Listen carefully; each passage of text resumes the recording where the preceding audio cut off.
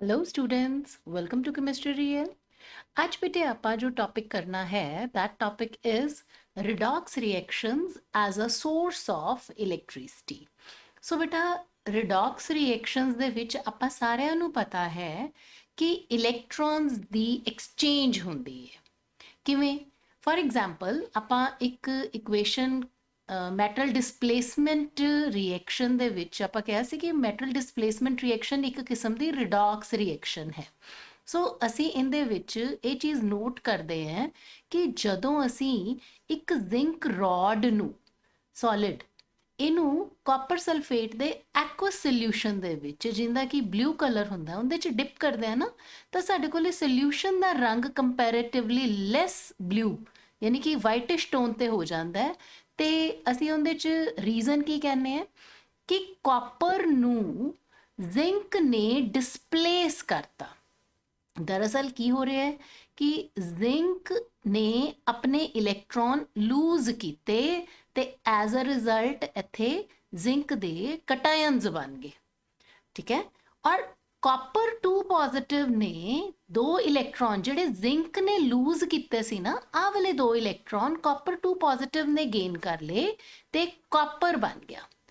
ਸੋ ਜਦੋਂ ਆਪਾਂ ਇਸ ਰਿਐਕਸ਼ਨ ਨੂੰ ਵਿਜ਼ੂਅਲਾਈਜ਼ ਕਰਦੇ ਹਾਂ ਨਾ, ਤਾਂ ਸਾਨੂੰ ਦੇਖਣ ਨੂੰ ਐਂ ਲੱਗਦਾ ਹੈ ਵੀ ਜਿਹੜਾ ਕਾਪਰ ਸਲਫੇਟ ਦਾ ਬਲੂ ਸੋਲਿਊਸ਼ਨ ਹੈ, ਜਦੋਂ ਜ਼ਿੰਕ ਰੋਡ ਅਸੀਂ ਇਹਦੇ 'ਚ ਡਿਪ ਕਰਦੇ ਹਾਂ ਨਾ, ਤਾਂ ਕੁਝ ਸਮੇਂ ਬਾਅਦ ਅਸੀਂ ਦੇਖਦੇ ਹਾਂ ਕਿ ਜਿਹੜਾ ਬਲੂਇਸ਼ ਕਲਰ ਆਫ ਕਾਪਰ ਸਲਫੇਟ ਹੈ ਉਹ ਘਟ ਗਿਆ। ਕਿਉਂ? ਕਿਉਂਕਿ ਹੁਣ ਇਹ ਕੰਪੈਰੀਟਿਵਲੀ ਜ਼ਿੰਕ ਸਲਫੇਟ ਦੀ ਮਾਤਰਾ ਇਹਦੇ 'ਚ ਵੱਧ ਗਈ, ਔਰ ਜਿਹੜਾ ਕਾਪਰ ਸਲਫੇਟ ਦੇ ਵਿੱਚੋਂ ਦੀ ਕਾਪਰ ਸੀਗਾ ਉਹ ਇਸ ਜ਼ਿੰਕ ਰੋਡ ਦੇ ਉੱਪਰ ਆ ਕੇ ਐਜ਼ ਯੂ ਕੈਨ ਸੀ ਕਿ ਇੱਥੇ 골ਡਨ ਜੇ ਕਲਰ ਦੇ ਕਾਪਰ ਪਾਰਟੀਕਲਸ ਸ਼ੋ ਕੀਤੇ ਗਏ ਹੈ। ਸੋ ਇੱਥੇ ਆ ਰਿਐਕਸ਼ਨ ਹੋ ਰਹੀ ਹੈ। ਇਸ ਰਿਐਕਸ਼ਨ ਦੇ ਵਿੱਚ ਅਸੀਂ ਦੇਖਦੇ ਹਾਂ ਕਿ ਜ਼ਿੰਕ ਨੇ ਦੋ ਇਲੈਕਟ੍ਰੋਨ ਲੂਜ਼ ਕੀਤੇ, ਉਹਨਾਂ ਦੋ ਇਲੈਕਟ੍ਰੋਨਸ ਨੂੰ ਕਾਪਰ 2 ਪੋਜ਼ਿਟਿਵ ਨੇ ਗੇਨ ਕਰਕੇ ਕਾਪਰ ਬਣਾ ਦਿੱਤਾ। ਸੋ ਸਾਡੇ ਕੋਲੇ ਜਿਹੜੀ ਆਹ ਇਲੈਕਟ੍ਰੋਨ ਦੀ ਐਕਸਚੇਂਜ ਹੈ, ਜ਼ਿੰਕ ਤੋਂ ਇਲੈਕਟ੍ਰੋਨ ਨਿਕਲੇ ਔਰ ਇਹਨਾਂ ਦੋ ਇਲੈਕਟ੍ਰੋਨਸ ਨੂੰ ਕਾਪਰ 2 ਪੋਜ਼ਿਟਿਵ ਨੇ ਗੇਨ ਕਰਕੇ ਕਾਪਰ ਬਣਾ ਦਿੱਤਾ। ਸੋ ਜੇ ਇਹ ਚੀਜ਼ ਆਪਾਂ ਸੋਲਿਊਸ਼ਨ ਦੇ ਵਿੱਚ ਜਿਹੜੀ ਹੋ ਰਹੀ ਹੈ, ਜੇ ਆਪਾਂ ਇਸ ਚੀਜ਼ ਨੂੰ ਕੁਝ ਇਸ ਤਰੀਕੇ ਕਰ ਲਈਏ ਕਿ ਜ਼ਿੰਕ ਦੇ ਵਿੱਚੋਂ ਦੇ ਇਲੈਕਟ੍ਰੋਨਸ ਨਿਕਲਣ ਤੇ ਉਹਨੂੰ ਕਾਪਰ 2 ਪੋਜ਼ਿਟਿਵ ਗੇਨ ਤਾਂ ਕਰੇ, ਬਟ ਇਹ ਇੱਕ ਅਲੱਗ ਕੰਟੇਨਰ 'ਚ ਹੋਵੇ, ਇਹ ਇੱਕ ਅਲੱਗ ਕੰਟੇਨਰ 'ਚ ਹੋਵੇ। ਕਹਿਣ ਦਾ ਮਤਲਬ ਇਹ ਹੈ ਕਿ ਕੋਈ ਸਿਚੁਏਸ਼ਨ ਐਸੀ ਹੋਵੇ ਜਿੱਥੇ ਜ਼ਿੰਕ ਦੇ ਵਿੱਚੋਂ ਦੇ ਇਲੈਕਟ੍ਰੋਨ ਨਿਕਲ ਕੇ ਇੱਕ ਤਾਰ ਦੇ ਵਿੱਚੋਂ ਦੀ ਜਾ ਕੇ ਕਾਪਰ ਤੱਕ ਪਹੁੰਚਣ, ਕਾਪਰ ਪੋਜ਼ਿਟਿਵ ਆਇਨਸ ਤੱਕ ਪਹੁੰਚਣ। ਸੋ such an arrangement is called electrochemical cell. So what is electrochemical cell? Electrochemical cell ਇੱਕ ਐਸਾ ਡਿਵਾਈਸ ਹੁੰਦਾ ਹੈ ਜੋ ਕੈਮੀਕਲ એનર્ਜੀ ਨੂੰ ਇਲੈਕਟ੍ਰੀਕਲ એનર્ਜੀ 'ਚ ਕਨਵਰਟ ਕਰਦਾ ਹੈ।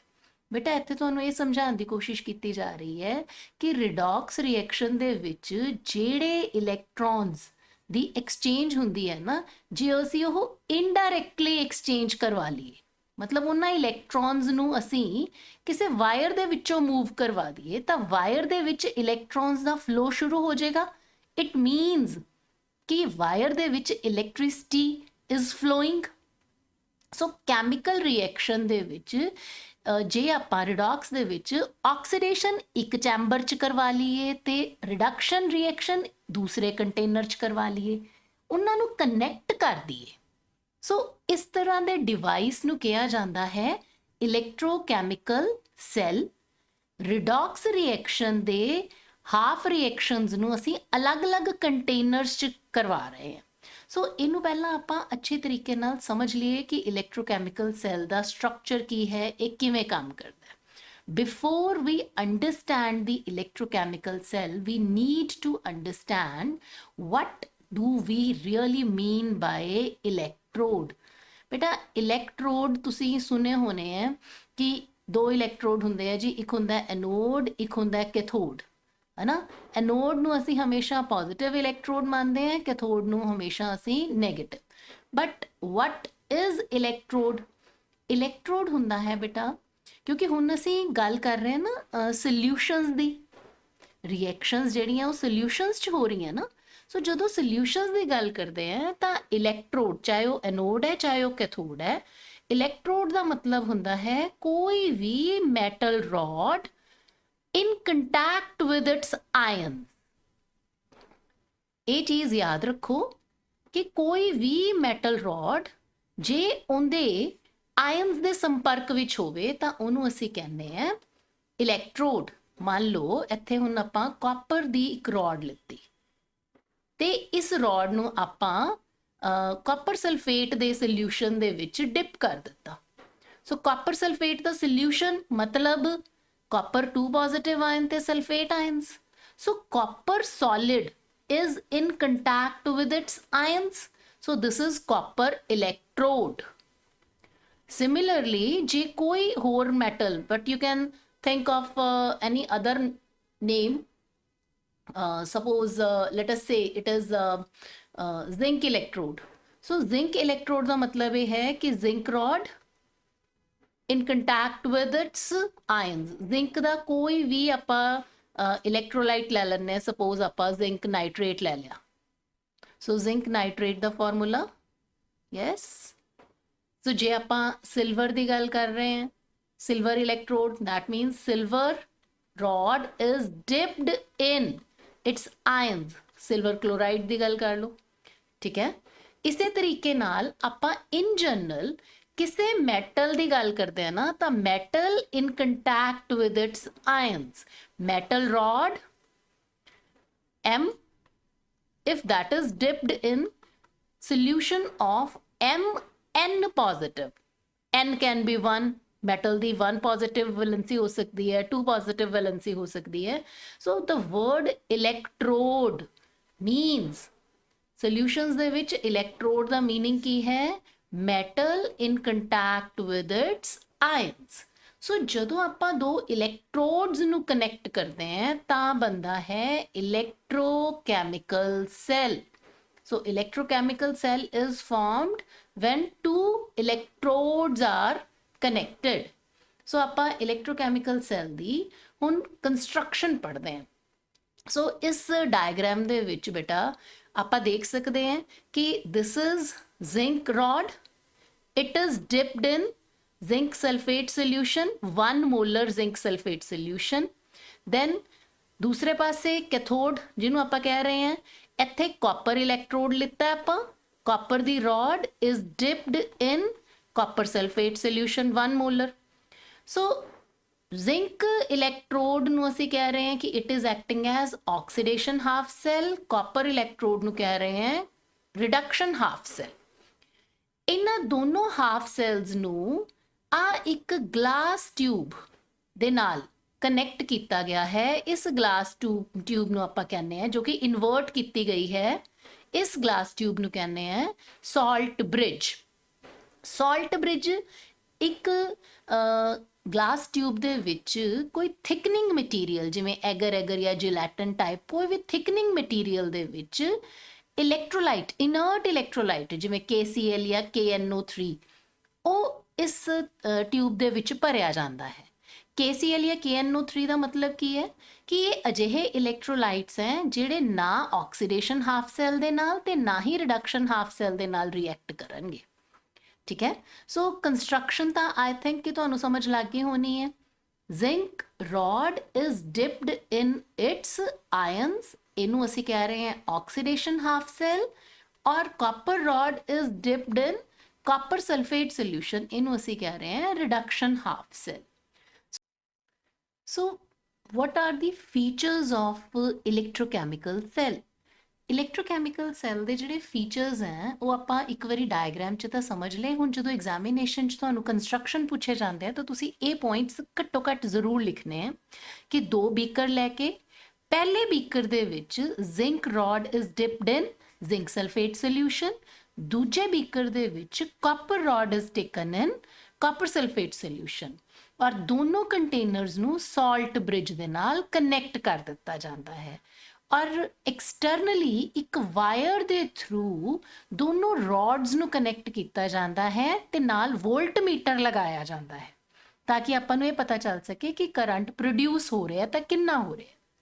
ਜਦੋਂ ਆਪਾਂ ਇਹਦੀ ਵਰਕਿੰਗ ਦੱਸਣੀ ਹੈ ਤਾਂ ਅਸੀਂ ਦੱਸਾਂਗੇ ਕਿ ਆਕਸੀਡੇਸ਼ਨ ਰਿਐਕਸ਼ਨ ਐਨੋਡ ਤੇ ਜੋ ਕਿ ਹੋ ਰਹੀ ਹੈ ਉਹਦੇ ਚ ਜ਼ਿੰਕ ਨੇ 2 ਇਲੈਕਟ੍ਰੋਨ ਲੂਜ਼ ਕੀਤੇ, ਜ਼ਿੰਕ 2 ਪੋਜ਼ਿਟਿਵ ਆਇਨ ਸੋਲੂਸ਼ਨ ਚ ਚਲੇ ਗਏ। ਕੈਥੋਡ ਦੇ ਉੱਤੇ ਰਿਡਕਸ਼ਨ ਹੋ ਰਹੀ ਹੈ, ਕਾਪਰ 2 ਪੋਜ਼ਿਟਿਵ ਆਇਨਸ ਨੇ 2 ਇਲੈਕਟ੍ਰੋਨ ਗੇਨ ਕੀਤੇ ਤੇ ਕਾਪਰ ਪ੍ਰੋਡਿਊਸ ਕੀਤਾ। ਓਵਰਆਲ ਰਿਐਕਸ਼ਨ ਜੇ ਇਹਨਾਂ ਦੋਨਾਂ ਰਿਐਕਸ਼ਨਸ ਨੂੰ ਆਪਾਂ ਜੋੜ ਦਈਏ ਤਾਂ ਜ਼ਿੰਕ ਔਰ ਕਾਪਰ 2 ਪੋਜ਼ਿਟਿਵ ਜਿਹੜੇ ਹੈ ਉਹ ਮਿਲ ਕੇ ਜ਼ਿੰਕ 2 ਪੋਜ਼ਿਟਿਵ ਤੇ ਕਾਪਰ ਬਣਾ ਰਹੇ ਹੈ। ਸੈੱਲ ਨੂੰ ਆਪਾਂ ਕਿਵੇਂ ਰਿਪਰੈਜ਼ੈਂਟ ਕਰਨਾ ਹੈ, zinc is converted into zinc 2 positive, ਆ ਦੋ ਲਾਈਨਾਂ ਸਾਲਟ ਬ੍ਰਿਜ ਦੀਆਂ, copper 2 positive is converted into copper. So ਇਹ ਸਾਰੀ ਚੀਜ਼ ਆਪਾਂ ਇੱਕ ਵਾਰੀ ਹੁਣ ਲਿਖ ਕੇ ਦੇਖਦੇ ਹਾਂ ਬਿਕਾਜ਼ ਆਪਾਂ ਨੂੰ ਐਗਜ਼ਾਮੀਨੇਸ਼ਨ 'ਚ ਇਹ ਹਾਊ ਟੂ ਰਾਈਟ ਵੀ ਆਉਣਾ। ਸੋ ਜਦੋਂ ਆਪਾਂ ਇਹਦੀ ਵਰਕਿੰਗ ਅੰਡਰਸਟੈਂਡ ਕਰਨੀ ਹੈ ਕਿ ਇਹ ਇਲੈਕਟ੍ਰੋਕੈਮੀਕਲ ਸੈੱਲ ਕਿਵੇਂ ਕੰਮ ਕਰਦਾ ਹੈ ਤਾਂ ਬੇਟਾ ਇਹਦੇ 'ਚ ਇਹ ਦੇਖੋ, ਜਿਵੇਂ ਡਾਇਗਰਾਮ ਦੇ ਵਿੱਚ ਵੀ ਮੈਂ ਤੁਹਾਨੂੰ ਸ਼ੋ ਕੀਤਾ ਸੀ ਕਿ ਆਪਣੇ ਕੋਲੇ ਇੱਥੇ as you can see zinc ਦੇ ਵਿੱਚੋਂ ਦੀ ਇੱਥੋਂ ਦੀ ਜ਼ਿੰਕ ਤੋਂ, ਜ਼ਿੰਕ ਰੋਡ ਤੋਂ 2 ਇਲੈਕਟ੍ਰੋਨ ਨਿਕਲਦੇ ਆ ਤੇ ਜ਼ਿੰਕ 2 ਪੋਜ਼ਿਟਿਵ ਆਇਨ, ਜਿਹੜੇ 2 ਇਲੈਕਟ੍ਰੋਨ ਹੈ ਇਹ ਤਾਂ ਇਧਰੋਂ ਦੀ ਲਾਈਕ ਦਿਸ, ਇਸ ਤਾਰ ਦੇ ਵਿੱਚੋਂ ਦੀ ਇਹ ਪਹੁੰਚ ਕੇ ਇਧਰਲੇ ਪਾਸੇ। ਸੋ ਜਿਹੜੇ ਜ਼ਿੰਕ 2 ਪੋਜ਼ਿਟਿਵ ਆਇਨਸ ਹੈ ਇਹ ਤਾਂ ਇੱਥੇ ਸੋਲੂਸ਼ਨ 'ਚ ਚਲੇ ਗਏ ਨਾ, ਜ਼ਿੰਕ 2 ਪੋਜ਼ਿਟਿਵ ਆਇਨ ਇੱਧਰ ਸੋਲੂਸ਼ਨ 'ਚ ਆ ਗਏ, ਠੀਕ ਹੈ।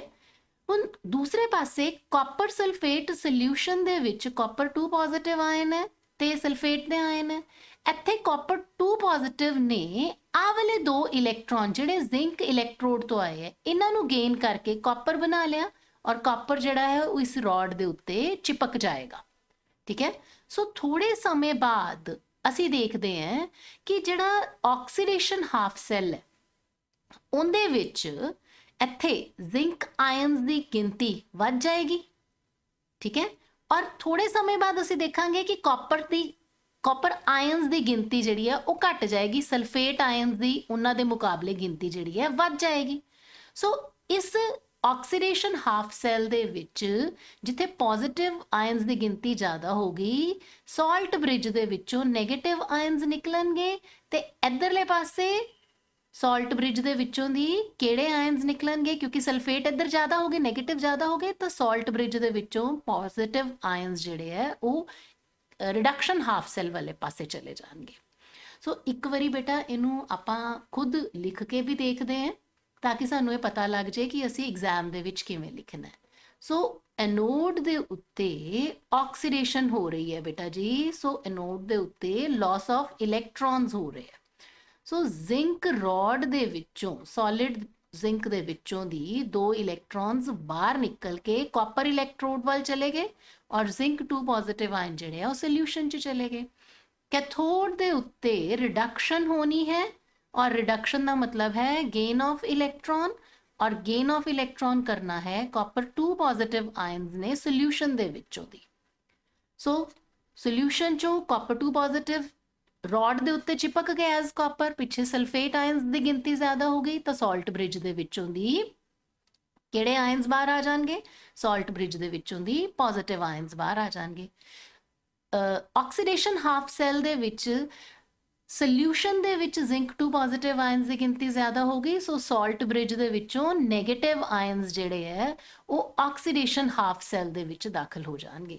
ਸੋ ਸਾਲਟ ਬ੍ਰਿਜ ਦੇ ਮੇਨ ਕਿਹੜੇ ਫੰਕਸ਼ਨਸ ਬਣੇ, ਪਹਿਲੀ ਗੱਲ ਸਾਲਟ ਬ੍ਰਿਜ ਜਿਹੜਾ ਹੈ ਉਹ ਸਰਕਿਟ ਨੂੰ ਕੰਪਲੀਟ ਕਰਦਾ ਹੈ, ਠੀਕ ਹੈ, ਦੋਨੋਂ ਇਲੈਕਟ੍ਰੋਡਸ ਨੂੰ ਕਨੈਕਟ ਕਰਦਾ ਹੈ ਵਿਦਆਊਟ ਮਿਕਸਿੰਗ them। ਸੋ ਅਸੀਂ ਇਨਡਾਇਰੈਕਟ ਵੇ ਦੇ ਵਿੱਚ ਰਿਡੌਕਸ ਰਿਐਕਸ਼ਨ ਕੈਰੀ ਕਰਨਾ ਚਾਹੁੰਦੇ ਸੀਗੇ ਤੇ ਉਹ ਸਾਲਟ ਬ੍ਰਿਜ ਕਰਕੇ ਹੀ ਸੰਭਵ ਹੋ ਪਾਉਂਦੀ ਹੈ। ਸਾਲਟ ਬ੍ਰਿਜ ਦੋਨੋਂ ਹਾਫ ਸੈਲਸ ਨੂੰ ਕਨੈਕਟ ਵੀ ਕਰਦਾ ਹੈ ਤੇ ਉਹਨਾਂ ਦੋਨੋਂ ਹਾਫ ਸੈਲਸ ਦੇ ਵਿੱਚ ਇਲੈਕਟ੍ਰੀਕਲ ਨਿਊਟਰੈਲਿਟੀ ਵੀ ਮੇਨਟੇਨ ਕਰਦਾ ਹੈ। ਜਿੱਦਾਂ ਅਸੀਂ ਜ਼ਿੰਕ ਵਾਲੇ ਕੰਟੇਨਰ 'ਚ ਦੇਖਦੇ ਹਾਂ ਨਾ ਕਿ ਕੁਝ ਸਮੇਂ ਬਾਅਦ ਜ਼ਿੰਕ 2 ਪੋਜ਼ਿਟਿਵ ਆਇਨਸ ਦੀ ਗਿਣਤੀ ਵੱਧ ਗਈ ਤੇ ਕਾਪਰ ਵਾਲੇ ਕੰਟੇਨਰ ਦੇ ਵਿੱਚ ਅਸੀਂ ਦੇਖਦੇ ਹਾਂ ਕਿ ਸਲਫੇਟ ਆਇਨਸ ਦੀ ਗਿਣਤੀ ਵੱਧ ਗਈ, ਤੇ ਸਾਲਟ ਬ੍ਰਿਜ ਹੀ ਹੈ ਜੋ ਇਹਨਾਂ ਦੇ ਵਿੱਚ ਇਲੈਕਟ੍ਰੀਕਲ ਨਿਊਟਰੈਲਿਟੀ ਮੇਨਟੇਨ ਕਰੇਗਾ। ਸਾਲਟ ਬ੍ਰਿਜ ਨੇ ਇਸ ਚੈਂਬਰ 'ਚ ਨੈਗੇਟਿਵ ਔਰ ਇਸ ਚੈਂਬਰ ਦੇ ਵਿੱਚ ਪੋਜ਼ਿਟਿਵ ਆਇਨਸ ਛੋੜਦੇ ਨੇ ਬੇਟਾ, ਜਿਹਦੇ ਨਾਲ ਇੱਥੇ ਨਿਊਟਰਲ ਸੋਲੂਸ਼ਨ ਜਿਹੜਾ ਹੈ ਉਹ ਮੇਨਟੇਨ ਹੋ ਜਾਏ। So electrical neutrality is maintained by salt bridge. Next is some very important concept ਜਿਹਨੂੰ ਅਸੀਂ ਕਹਿੰਦੇ ਆ ਇਲੈਕਟ੍ਰੋਡ ਪੋਟੈਂਸ਼ੀਅਲ। ਇਲੈਕਟ੍ਰੋਡ ਪੋਟੈਂਸ਼ੀਅਲ ਦਾ ਮਤਲਬ ਕੀ ਹੁੰਦਾ ਹੈ ਕਿ ਕਿਸੇ ਵੀ ਇਲੈਕਟ੍ਰੋਡ ਦੀ ਕਿੰਨੀ ਟੈਂਡੈਂਸੀ ਹੈ ਕਿ ਉਹ ਇਲੈਕਟ੍ਰੋਨ ਨੂੰ ਲੂਜ਼ ਕਰੇ ਜਾਂ ਗੇਨ ਕਰੇ, ਉਹਨੂੰ ਕਿਹਾ ਜਾਂਦਾ ਹੈ electrode potential. So electrode can act as oxidation electrode and electrode can act as reduction electrode. So ਉਹਦੇ accordingly electrode potential ਦੀਆਂ ਦੋ types ਹੋਣਗੀਆਂ, oxidation potential and reduction potential. Oxidation potential ਦਾ ਮਤਲਬ ਹੁੰਦਾ ਹੈ tendency of an electrode to lose the electron. Reduction potential ਦਾ ਮਤਲਬ ਹੁੰਦਾ ਹੈ tendency of an electrode to gain the electrons. ਬੇਟਾ actually ਜੇ ਆਪਣੇ ਕੋਲੇ ਕੋਈ ਇਸ ਤਰੀਕੇ ਨਾਲ ਕਹਿ ਲਓ ਕਿ ਸਿਚੁਏਸ਼ਨ ਹੈ ਕਿ ਕੋਈ metal M that has been dipped with its ions ਉਸ ਸੋਲਿਊਸ਼ਨ ਦੇ ਵਿੱਚ ਡਿਪ ਕੀਤੀ ਗਈ ਹੈ Mn ਪੋਜ਼ਿਟਿਵ ਦੇ ਵਿੱਚ, ਤਾਂ ਤਿੰਨ ਸਿਚੁਏਸ਼ਨਸ ਹੋ ਸਕਦੀਆਂ। ਪਹਿਲੀ ਸਿਚੁਏਸ਼ਨ 'ਚ ਕੀ ਹੈ ਕਿ Mn ਪੋਜ਼ਿਟਿਵ ਆਇਨ ਜਿਹੜਾ ਉਹ ਇਸ ਮੈਟਲ ਰੋਡ ਨਾਲ ਟਕਰਾਇਆ ਤੇ ਐਜ਼ ਸੱਚ ਵਾਪਸ ਆ ਗਿਆ, ਕੋਈ ਚੇਂਜ ਨਹੀਂ ਆਈ। ਦੂਜੇ ਕੇਸ 'ਚ ਕੀ ਹੈ ਕਿ ਅਗਰ ਮੈਟਲ M ਦੀ ਹਾਇਰ ਟੈਂਡੈਂਸੀ ਹੈ ਕਿ ਇਹਨੇ ਆਪਣੇ ਆਪ ਨੂੰ ਆਕਸੀਡਾਈਜ਼ ਕਰਨਾ ਹੈ, ਤਾਂ ਇਸ ਸਿਚੁਏਸ਼ਨ ਦੇ ਵਿੱਚ ਰੋਡ ਦੇ ਵਿੱਚੋਂ ਦੀ ਮੈਟਲ ਦੇ ਆਇਨਸ ਬਾਹਰ ਆਣਗੇ ਤੇ N electrons will be lost. ਜਿਹੜੇ N ਇਲੈਕਟ੍ਰੋਨ ਹੈ ਇਹ ਇੱਥੇ ਸਰਫੇਸ ਤੇ ਹੈਗੇ, so as a result surface ਦੇ ਉੱਤੇ ਨੈਗੇਟਿਵ ਚਾਰਜ ਆ ਗਿਆ। ਪੋਜ਼ਿਟਿਵ ਆਇਨ ਸੋਲਿਊਸ਼ਨ ਦੇ ਅੰਦਰ ਗਏ, ਸੋ ਸੋਲਿਊਸ਼ਨ ਦੇ ਵਿੱਚ ਪੋਜ਼ਿਟਿਵ ਚਾਰਜ ਹੋ ਗਿਆ ਔਰ ਰੋਡ ਦੇ ਉੱਤੇ ਨੈਗੇਟਿਵ ਚਾਰਜ ਹੈਗਾ। ਸੋ ਇਹਨਾਂ ਦੇ ਵਿੱਚ ਇੱਕ ਚਾਰਜ ਸੈਪਰੇਸ਼ਨ ਡਿਵੈਲਪ ਹੋ ਜਾਂਦੀ ਹੈ ਜਿਹਦੇ ਕਰਕੇ ਇੱਕ ਪੋਟੈਂਸ਼ੀਅਲ ਜਨਰੇਟ ਹੁੰਦਾ ਹੈ ਜਿਹਨੂੰ ਅਸੀਂ ਕਹਿੰਦੇ ਆ ਇਲੈਕਟ੍ਰੋਡ ਪੋਟੈਂਸ਼ੀਅਲ। ਠੀਕ ਹੈ, ਹੁਣ ਇੱਕ ਸਿਚੁਏਸ਼ਨ ਇਹ ਵੀ ਹੋ ਸਕਦੀ ਹੈ ਕਿ ਅਗਰ Mn ਪੋਜ਼ਿਟਿਵ ਦੀ ਇਹਨਾਂ ਦੀ ਟੈਂਡੈਂਸੀ ਹੋਵੇ ਕਿ ਅਸੀਂ ਰੋਡ ਦੇ ਵਿੱਚੋਂ ਇਲੈਕਟ੍ਰੋਨ ਲੈ ਲਈਏ, ਉਸ ਸਿਚੁਏਸ਼ਨ 'ਚ ਕੀ ਹੋਊਗਾ ਕਿ Mn ਪੋਜ਼ਿਟਿਵ ਨੇ ਰੋਡ ਦੇ ਵਿੱਚੋਂ ਦੀ N ਇਲੈਕਟ੍ਰੋਨਸ ਲੈ ਲਏ ਤੇ ਮੈਟਲ ਪੋਜ਼ਿਟਿਵ ਬਣ ਗਿਆ। ਹੁਣ ਰੋਡ ਦੇ ਵਿੱਚੋਂ ਦੀ ਇਲੈਕਟ੍ਰੋਨਸ ਬਾਹਰ ਆ ਗਏ, ਬਾਹਰ ਜਦੋਂ ਇਹਦੇ ਵਿੱਚੋਂ ਦੇ ਇਲੈਕਟ੍ਰੋਨ ਬਾਹਰ ਆ ਗਏ ਤਾਂ ਇਹਦੇ ਉੱਤੇ ਹੁਣ ਪੋਜ਼ਿਟਿਵ ਚਾਰਜ ਆ ਜਾਏਗਾ। ਸੋ ਸੋਲਿਊਸ਼ਨ ਦੇ ਵਿੱਚ ਕੰਪੈਰੀਟਿਵਲੀ ਆਬਵੀਅਸਲੀ ਇਹਦੇ ਨਾਲੋਂ ਚਾਰਜ ਦਾ ਫਰਕ ਹੋ ਜਾਏਗਾ। ਸੋ ਦੋਨੋਂ ਹੀ ਸੂਰਤਾਂ ਦੇ ਵਿੱਚ ਚਾਰਜ ਸੈਪਰੇਸ਼ਨ ਹੈ ਉਹ ਹੋ ਜਾਂਦੀ ਹੈ ਜਿਹਦੇ ਕਰਕੇ ਇੱਕ ਪੋਟੈਂਸ਼ੀਅਲ ਡਿਵੈਲਪ ਹੁੰਦਾ। ਸੋ ਇਸ ਪੋਟੈਂਸ਼ੀਅਲ ਦੇ ਕਰਕੇ ਹੀ ਅਸੀਂ ਆ ਦੋ ਟਰਮਸ ਆਕਸੀਡੇਸ਼ਨ ਪੋਟੈਂਸ਼ੀਅਲ ਤੇ ਰਿਡਕਸ਼ਨ ਪੋਟੈਂਸ਼ੀਅਲ। ਕੋਈ ਵੀ ਇਲੈਕਟ੍ਰੋਡ ਹੈ ਬੇਟਾ ਉਹਦੇ ਕੋਲੇ ਦੋਨੋਂ ਤਰ੍ਹਾਂ ਦਾ ਪੋਟੈਂਸ਼ੀਅਲ ਸ਼ੋ ਕਰਨ ਦੀ ਕਪੈਸਿਟੀ ਹੁੰਦੀ ਹੈ। ਮਤਲਬ ਇਹ ਆਕਸੀਡੇਸ਼ਨ ਪੋਟੈਂਸ਼ੀਅਲ ਵੀ ਕੈਰੀ ਕਰ ਸਕਦਾ ਹੈ and it can carry reduction potential. ਕਹਿਣ ਦਾ ਮਤਲਬ ਇਹ ਹੈ ਹੁਣ ਜਿਵੇਂ ਕਾਪਰ ਹੈ, ਉਹ ਸਪੋਜ਼ ਕਾਪਰ 2 ਪੋਜ਼ਿਟਿਵ ਦੀ ਫਾਰਮ 'ਚ ਆਉਂਦਾ ਹੈ, ਇੱਥੇ ਉਹਦੀ ਕੀ ਹੋ ਰਹੀ ਹੈ ਆਕਸੀਡੇਸ਼ਨ। ਠੀਕ ਹੈ, ਤੇ ਜਦੋਂ ਕਾਪਰ 2 ਪੋਜ਼ਿਟਿਵ 2 ਇਲੈਕਟ੍ਰੋਨਸ ਗੇਨ ਕਰਕੇ ਕਾਪਰ ਬਣਾਏਗਾ, ਇੱਥੇ ਉਹਦੀ ਰਿਡਕਸ਼ਨ ਹੋ ਰਹੀ ਹੈ। ਕਹਿਣ ਦਾ ਮਤਲਬ ਇਹ ਹੈ ਕਿ ਦੋਨੋਂ ਹੀ ਸੂਰਤਾਂ ਪੋਸੀਬਲ ਹੈ। ਡਿਪੈਂਡ ਕੀ ਕਰਦਾ ਹੈ, ਇਸ ਚੀਜ਼ ਤੇ ਡਿਪੈਂਡ ਕਰਦਾ ਹੈ ਕਿ ਕਦੋਂ ਕਾਪਰ ਆਕਸੀਡੇਸ਼ਨ ਸ਼ੋ ਕਰੇਗਾ, ਕਦੋਂ ਕਾਪਰ ਰਿਡਕਸ਼ਨ ਸ਼ੋ ਕਰੇਗਾ, ਕਿ ਇਹਨੂੰ ਦੂਸਰੇ ਕਿਹੜੇ ਇਲੈਕਟ੍ਰੋਡ ਦੇ ਨਾਲ ਕਨੈਕਟ ਕੀਤਾ ਗਿਆ ਹੈ, ਕਨੈਕਟਡ ਵਿਦ ਅਦਰ ਇਲੈਕਟ੍ਰੋਡ। ਇਹਨੂੰ ਕਿਹਦੇ ਨਾਲ ਕਨੈਕਟ ਕੀਤਾ ਗਿਆ ਹੈ ਉਸ ਚੀਜ਼ ਤੇ ਡਿਪੈਂਡ ਕਰੇਗਾ ਕਿ ਕਾਪਰ ਨੇ ਆਕਸੀਡੇਸ਼ਨ ਸ਼ੋ ਕਰਨੀ ਹੈ ਜਾਂ ਰਿਡਕਸ਼ਨ ਸ਼ੋ ਕਰਨੀ ਹੈ। ਹਮੇਸ਼ਾ ਯਾਦ ਰੱਖੋ ਜਿੰਨਾ ਰਿਡਕਸ਼ਨ ਪੋਟੈਂਸ਼ੀਅਲ ਹੋਏਗਾ ਉਨਾ ਹੀ ਆਕਸੀਡੇਸ਼ਨ ਪੋਟੈਂਸ਼ੀਅਲ ਹੋਏਗਾ magnitude wise, but sign opposite ਹੋਏਗਾ। ਜਿਵੇਂ ਹੁਣ ਕਾਪਰ ਦਾ ਰਿਡਕਸ਼ਨ ਪੋਟੈਂਸ਼ੀਅਲ ਜਿਹੜਾ ਹੈ, ਮਤਲਬ ਕਾਪਰ 2 ਪੋਜ਼ਿਟਿਵ ਜਦੋਂ ਕਾਪਰ ਦੇ ਵਿੱਚ ਕਨਵਰਟ ਹੁੰਦੇ ਹੈ ਤਾਂ 0.34 ਵੋਲਟ ਹੈ, this is it's reduction potential. ਔਰ ਜਦੋਂ ਕਾਪਰ ਨੇ ਆਕਸੀਡਾਈਜ਼ ਹੋਣਾ ਹੈ ਤਾਂ ਇਹਦਾ ਆਕਸੀਡੇਸ਼ਨ ਪੋਟੈਂਸ਼ੀਅਲ 0.34 ਵੋਲਟ ਹੀ ਹੋਏਗਾ, ਬਟ ਉੱਥੇ ਸਾਈਨ ਜਿਹੜਾ ਹੈ ਉਹ ਨੈਗੇਟਿਵ ਆ ਜਾਏਗਾ। ਠੀਕ ਹੈ, ਸੋ every electrode has got some potential. ਸੋ ਇੱਥੇ ਆਪਾਂ ਬੇਟਾ ਜਦੋਂ ਇਹ ਗੱਲ ਕਰਦੇ ਹਾਂ ਨਾ ਕਿ oxidation potential is equal and opposite to reduction potential, ਤਾਂ ਇੱਥੇ ਇੱਕ ਚੀਜ਼ ਸੈੱਲ ਨੂੰ ਰਿਪਰੈਜ਼ੈਂਟ ਕਿਵੇਂ ਕਰਨਾ ਹੈ ਉਹ ਵੀ ਸਾਨੂੰ ਸਮਝ ਆ ਜਾਣੀ ਚਾਹੀਦੀ ਹੈ। ਸੈੱਲ ਰਿਪਰੈਜ਼ੈਂਟੇਸ਼ਨ ਦਾ ਮਤਲਬ ਇਹ ਹੈ ਬੇਟਾ, ਇਹਦੇ ਲਈ ਤੁਸੀਂ ਨਾ ABC ਮੈਥਡ ਫੋਲੋ ਕਰ ਲਓ। A for anode, C for cathode and B for bridge, salt bridge, ABC method। सो बेटा जिवें आपां गल कीती कि जिंक तो ऑक्सीडेशन हुई, 2 इलैक्ट्रॉन बाहर निकले, दिस इज एनोड, ठीक। और ये 2 इलैक्ट्रॉन जिहड़े है कॉपर 2 पॉजिटिव ने गेन करके कॉपर बना दिता। सो एनोड ते की बन रहा है बेटा, जिंक, टेढ़ी लाइन एक ड्रॉ करके zinc 2 positive, zinc is converted into zinc 2 positive, आ double line means salt bridge. Cathode ते की हो रहा है, copper 2 positive is converted into copper. So आप इस रिप्रजेंटेशन नू होर भी इफेक्टिव बना सकते हैं। किवें इफेक्टिव बना सकते हैं, जे जिंक दे नाल मैं इत्थे सॉलिड लिख दवां, ठीक है, जिंक 2 पॉजिटिव आयन्स दे नाल मैं सोल्यूशन है जिंक 2 पॉजिटिव आयन, सो इनकी कॉन्सेंट्रेशन लिख देने 0.01 मोलर, कुछ भी लिख सकते हैं जो भी कॉन्सेंट्रेशन है। Then salt bridge, then copper 2 positive, इनकी कॉन्सेंट्रेशन लिख सकते हैं suppose 0.1 molar, is converted into copper. So anode ते oxidation, salt bridge, then cathode ते reduction। so this is cell representation। ABC formula याद रखो, anode, salt bridge and cathode। ਆਪਾਂ ਨੂੰ ਇਹ ਕਿਵੇਂ ਪਤਾ ਲੱਗੇਗਾ ਕਿ ਕਿਹੜੇ ਇਲੈਕਟ੍ਰੋਡ ਦਾ ਕਿੰਨਾ ਪੋਟੈਂਸ਼ੀਅਲ ਹੈ। ਸੋ ਇਹਦੇ ਲਈ ਆਪਣੇ ਕੋਲੇ ਸਟੈਂਡਰਡ ਹਾਈਡਰੋਜਨ ਇਲੈਕਟ੍ਰੋਡ ਹੁੰਦਾ ਹੈ। ਸੋ ਸਟੈਂਡਰਡ ਹਾਈਡਰੋਜਨ ਇਲੈਕਟ੍ਰੋਡ ਜਿਹੜੀ ਹੈ ਉਹ ਇੱਕ ऐसा इलैक्ट्रोड है जिंदे नाल असी किसी होर इलैक्ट्रोड दे इलैक्ट्रोड पोटेंशियल दी मेजरमेंट कर सकते हैं। कॉपर दा इलैक्ट्रोड पोटेंशियल कितना है, जिंक दा कितना है, या किसी दा भी कितना, किसी इलैक्ट्रोड दा कितना इलैक्ट्रोड पोटेंशियल है उन्होंने मेजर करन दे लई असी स्टैंडर्ड हाइड्रोजन इलैक्ट्रोड यानी SHE दी वरतों करते हैं। SHE एक डिवाइस है जिंदा इस्तेमाल standard hydrogen electrode potential of metal नू कैलकुलेट करन दे लई कीता जांदा है। सो इनकी कंस्ट्रक्शन किद्दां है, स्टैंडर्ड हाइड्रोजन इलैक्ट्रोड दे विच बेटा जिवें हाइड्रोजन इलैक्ट्रोड है, सो इनदे विच जिहड़ी हाइड्रोजन गैस है that will be in contact with it's ions, ठीक है। सो आपां हाइड्रोजन गैस नू एक कच दी ट्यूब दे विचों दी एट 1 एटमॉस्फेयर प्रैशर अंदर जिहड़ा है वो आपां बबल इन करते हैं।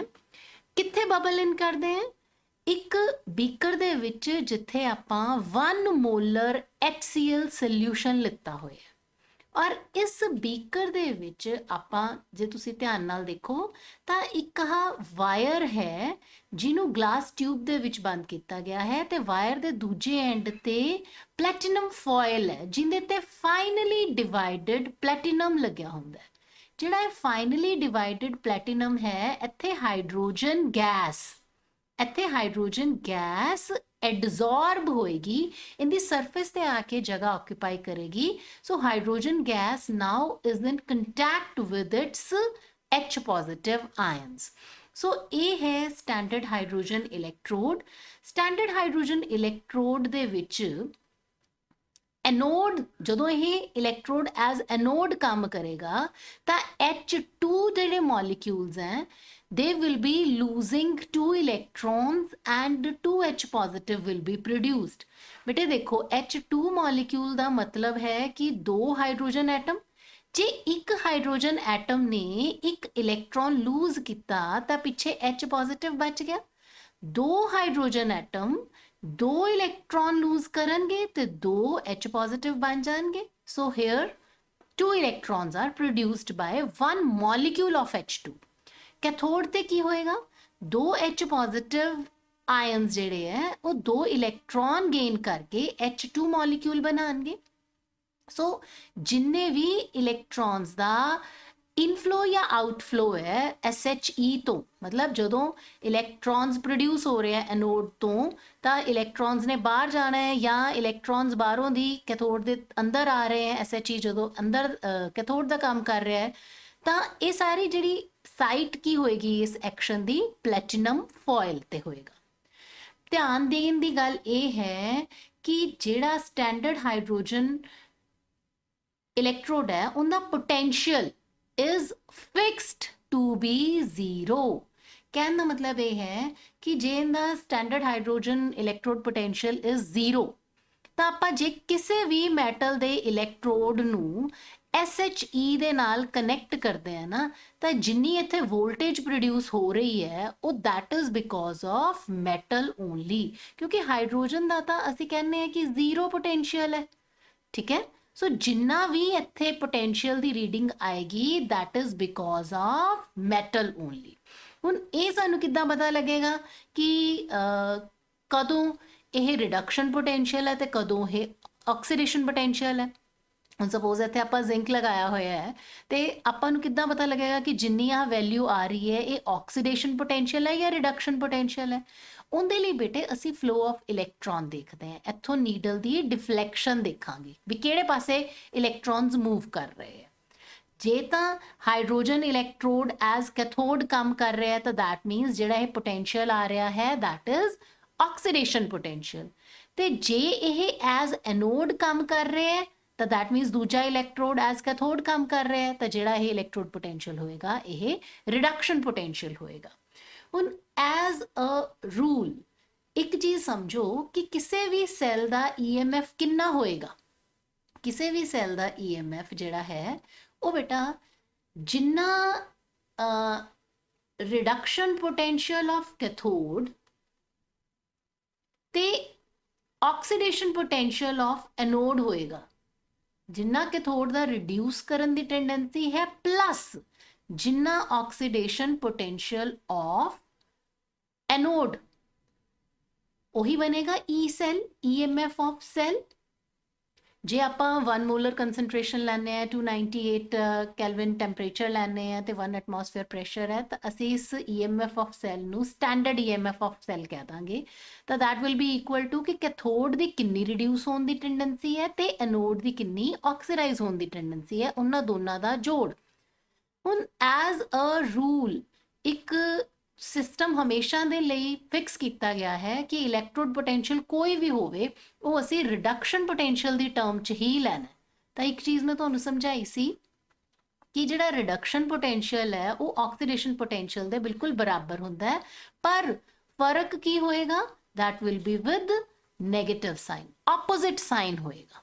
ਸੋ ਜੇ ਆਕਸੀਡੇਸ਼ਨ ਪੋਟੈਂਸ਼ੀਅਲ ਆਫ ਐਨੋਡ ਹੈ ਨਾ ਤੇ ਮੈਂ ਇਹਨੂੰ ਰਿਡਕਸ਼ਨ ਪੋਟੈਂਸ਼ੀਅਲ ਆਫ ਐਨੋਡ ਲਿਖਣਾ ਚਾਹਨੀ ਹੈ ਤਾਂ it will be with minus sign. So our formula to calculate EMF of the cell is E cathode minus E anode. ਹੁਣ ਕਨਵੈਨਸ਼ਨਲੀ ਆਪਾਂ ਦੇਖਦੇ ਹਾਂ ਕਿ ਜਿਹੜਾ ਐਨੋਡ ਹੈ ਉਹ ਲੈਫਟ ਸਾਈਡ ਤੇ ਹੁੰਦਾ ਹੈ ਤੇ ਕੈਥੋਡ ਜਿਹੜਾ ਹੈ ਉਹ ਰਾਈਟ ਸਾਈਡ ਤੇ ਹੁੰਦਾ ਹੈ। ਸੋ ਇਸ ਫਾਰਮੂਲੇ ਨੂੰ ਆਪਾਂ E ਸੈੱਲ ਨੂੰ ਲਿਖ ਸਕਦੇ ਹਾਂ E right minus E left, but ਬੇਟਾ ਤੁਸੀਂ ਹਮੇਸ਼ਾ E cathode minus E anode ਵਾਲੀ ਸ਼ਕਲ ਦੇ ਵਿੱਚ ਹੀ ਇਸ ਫਾਰਮੂਲੇ ਨੂੰ ਯਾਦ ਰੱਖੋ। ਇਹਦੇ ਤੇ ਬੇਸਡ ਨੂਮੈਰੀਕਲਸ ਬਹੁਤ ਇੰਪੋਰਟੈਂਟ ਹੈ। ਸੋ ਆਈ ਹੋਪ ਬੇਟਾ ਕਿ ਤੁਹਾਨੂੰ ਹੁਣ EMF ਦਾ ਕਨਸੈਪਟ ਅੱਛੀ ਤਰ੍ਹਾਂ ਸਮਝ ਲੱਗ ਗਿਆ ਹੋਏਗਾ। ਨੂਮੈਰੀਕਲਸ ਦੀ ਪ੍ਰੈਕਟਿਸ ਵੀ ਆਪਾਂ ਛੇਤੀ ਕਰਾਂਗੇ। ਸੋ ਨੋਟਸ ਤੁਸੀਂ ਡਿਸਕ੍ਰਿਪਸ਼ਨ ਬਾਕਸ ਚੋਂ ਲੈ ਸਕਦੇ ਹੋ। Thank you for watching.